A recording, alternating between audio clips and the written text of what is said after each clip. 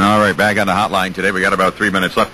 You know, I was listening to that Republican Congressional Campaign Committee spot, and they sort of went after Bill Owens in that.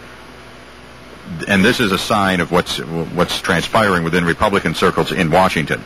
But I was told last night that National Republican Chairman Michael Steele has ordered that any of the NRCC spots advocating on behalf of the Skozopava candidacy are now not allowed to go after Doug Hoffman, the conservative candidate, as there's a tacit acceptance in Washington. And we saw this with Congressman Pete Sessions of the NRCC sort of saying Hoffman would be welcomed with open arms.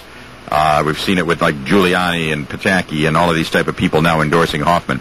There seems to be a feeling within the Republican hierarchy, and I've even talked about it with some local Republicans, that they see this thing headed south on them as far as their candidate, and are making adjustments accordingly.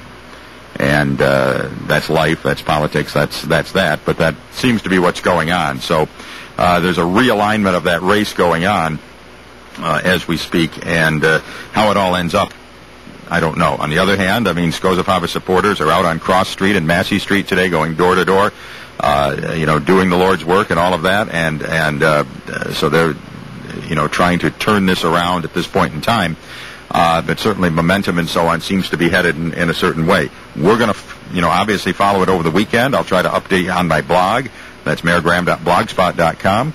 And you can get to it via News Junkie if you want, and we'll just try to do the best job we can, passing along the tidbits that I hear along the way, and you can sort of soak them in and put them all into your decision-making process. And we try to be, as fair and balanced to everybody as we can.